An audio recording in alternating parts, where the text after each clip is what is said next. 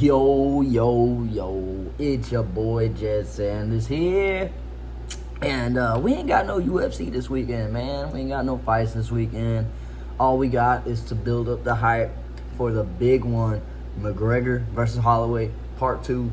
Now, for this, what I'm going to do, I'm going to break up my prediction videos today. I'm going to be predicting 3 fights from that card. And then my next video that I posted will be whatever that I didn't cover. But first, I'm gonna do these first 3 fights that are on the main card. You know, these are some pretty good fights, dude. Pretty solid fucking card. I'm excited for it. You know, I'm excited to see McGregor return. I'm also excited to see Holloway return. I hope Holloway can get the win, man, but we ain't gonna talk about that fight today. We're gonna talk about 3 fights. We're gonna talk about King Green versus Terrence McKinney. That's gonna be a fucking banger. Brandon Royval versus Loner Kavanaugh, another good fucking fight.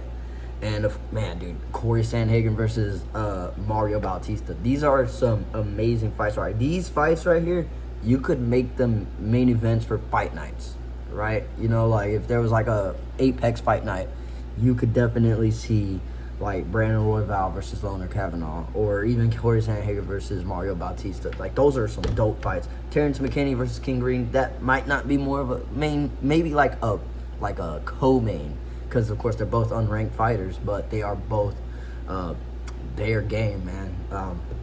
So first, let's go ahead and get in it. King Green versus Terrence McKinney. Our boy King Green, man, this dude, man, I tell you what, bro, this dude's on a 3-fight winning streak. He subbed Jeremy Stephens in his last fight, knocked out Daniel Zellhuber, and then he took took Gibson Jr. to a decision. Now, this guy right here, automatically, he's got the fight experience over Terrence McKinney. He's been fighting for a long time. He did get knocked out by Ruffy and slept by fucking Patty in the first round of both of those fights.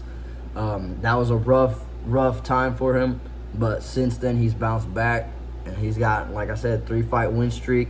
Looks good in each fight. He didn't get the bonus in any of those fights, which is really fucked up. He should have got the bonus when he knocked out Zellhuber because of how big of an underdog he was. But he is the elder in this fight. He's 39 years old, almost 40. T-Rex is 31 years old. So, you know, he's the younger dude. So he's got that going for him. On the other side of the fence, we got Terrence McKinney, who's got 17 first-round fucking finishes, bro. 17 is crazy, man. And, you know, he got knocked out in his last fight. Oh no, he didn't get knocked out. He got a knockout in his last fight. My fault. He got a knockout against Kyle Nelson. That's the fight I watched. I was going for him. I was rooting for my boy. And man, I was upset when he lost to Chris Duncan as well. But that fight, it starts off heavy, fast-paced. Terrence McKinney, he's in there to finish the fight.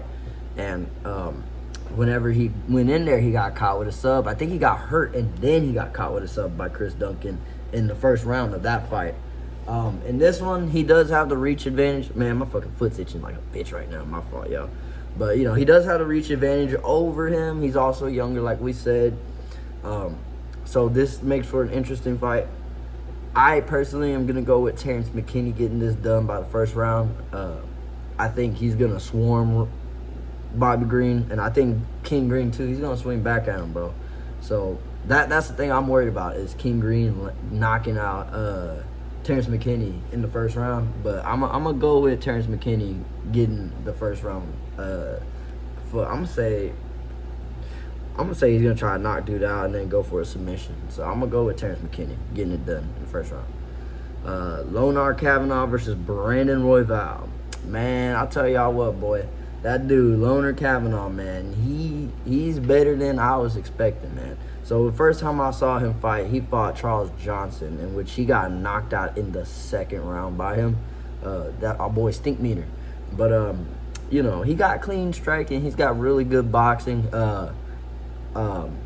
Good in and out movement. He beat Brandon Moreno in his last fight. Big upset. I didn't think he was going to be able to beat Brandon Moreno. Thought that not only it being last minute, but also Brandon Moreno being as experienced as he is, former champion. So for Lohner to beat him the way he did, that's impressive. And I gotta say, this dude's a real beast. On the other side, we got Brandon Royval, who did get knocked out in his last fight. He got knocked out by Manel Cap. And you see Cap, boy, he's got some power, bro. He caught homeboy Horiguchi, and he was losing that fight. So, that dude's got some fucking power. Before that, though, he went to war with Joshua Van. Beautiful fight. Got dropped in the last minute.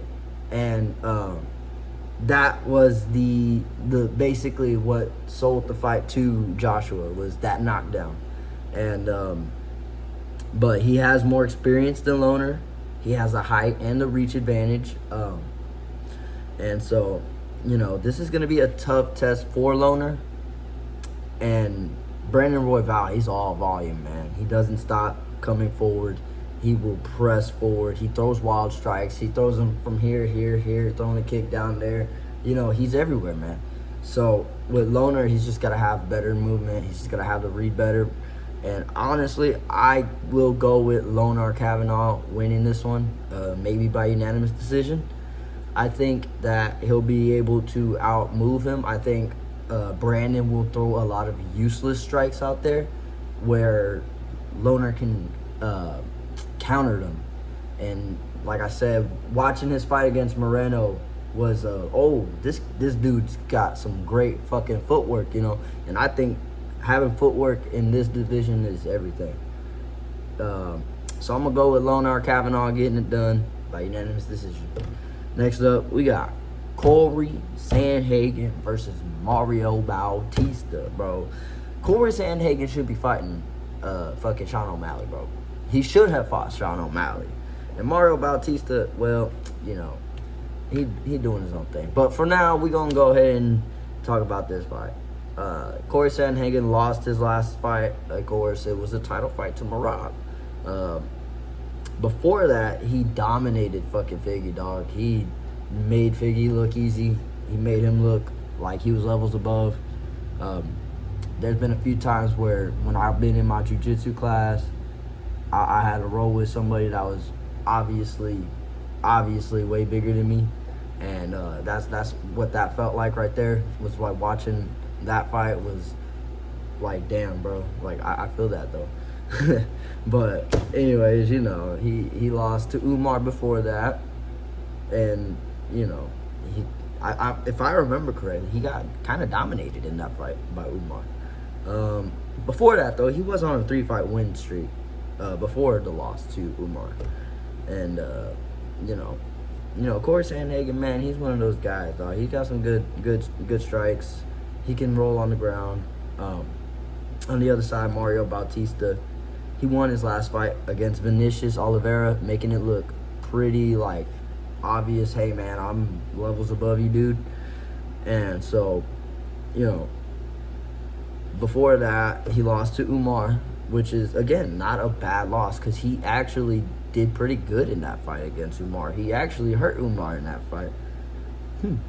And he also bullied Patchy Mix, man, which I was excited to see Patchy Mix. I was really excited to see this fucking guy and see what he was going to bring to the table. And, man, what a letdown. What a letdown. And you know what?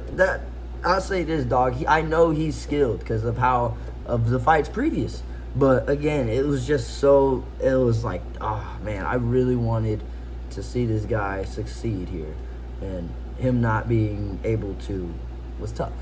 But he had a horrible fight with Jose Aldo.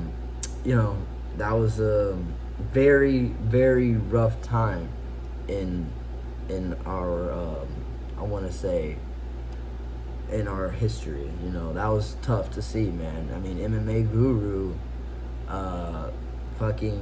he put a whole hit out. You know what I'm saying? Dude's crazy for that. But anyways, Since then, he scrapped that hit because of the fight he had against Umar. Or Apache Mates, one of the two. I don't remember. But in this fucking fight, man, it's really tough because I think Mario Bautista will put up a really good fight against Corey Sandhagen. I think Corey Sandhagen's gonna win by, I want to say submission. I'm gonna go with a submission, dude. I think like a second round, third round submission. I think it'll be a great fight. I think it'll be a little slow actually. Not like amazing fight, but like very good technically. But I can see Sandhagen getting a submission on this dude. Don't get me wrong. I think Mario Bautista's a beast, man. The way he dropped Umar, man. The way he was fighting Umar was you could tell, man. He wanted it. He really wanted it, and then he proved it against Vinicius. So I like Mario a lot, dude, and I hope that he gets his time, his chance. But Corey Sandhagen needs to win this fight so that he can fight against Sean O'Malley, because they're not gonna make him fight Sean O'Malley for any reason anytime soon. So, but that's it. That's all for now. We'll come back to this later on in the week, and we'll break down the next fights afterwards. But for now, we'll do these three, and that's it for now. And then on right before the fight, I'll do like a big like, all right, this is who I got, this is who I do a quicker video instead of having to sit here and talk all this shit, talk it through like this. Anyways, guys, that's it. That's all. I gotta go to a dinner tonight, and see, I got a Shomsky today. But that's it. That's all. Y'all like and subscribe, and until next time. Peace.